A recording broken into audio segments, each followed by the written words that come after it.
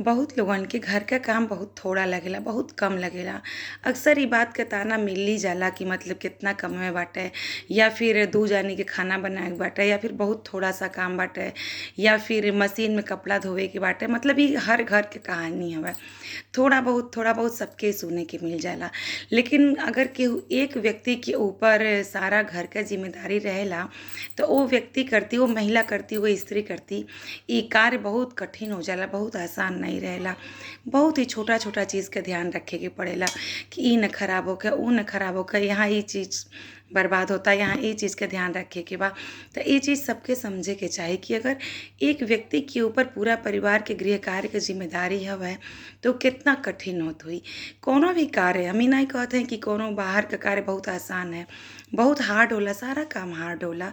लेकिन कौनो भी चीज़ के जे अगर उ व्यक्ति करत बा, तो ओकरे कइले के सम्मान करे के चाही।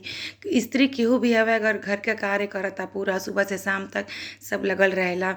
एक कार्य के त कौनो टाइम भी नाही होला कि 9 से 5 करे के, 9 से 12 करे के, कि पूरी रात बिखरल बा घर त पूरा समेटे के हवे।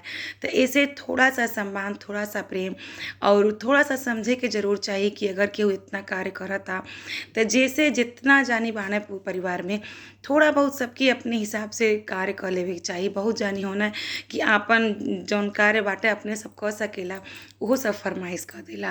तो इ खाली बहू करती नाही हवे, केहू भी हवे, केहू आजकल त केहू वृद्ध भी बाटे महिला, तो उहो अगर कार्य करता त बाहर के बाटे चाहे उनके पति हवें, तो इतना ज़्यादा कार्य के सब फरमाइश करे लागेला। इ नहीं सब समझेला कि वृद्धावस्था पुरुष के साथे-साथे स्त्री के भी आवेला। लेकिन स्त्री के नाते यहाँ थोड़ा-सा उलट-फेर हो जाला। लेकिन सबके समझे के चाही कि घर में अगर केहू कार्य करत बा, तो बहुत तन, मन, लगन से कार्य करेला।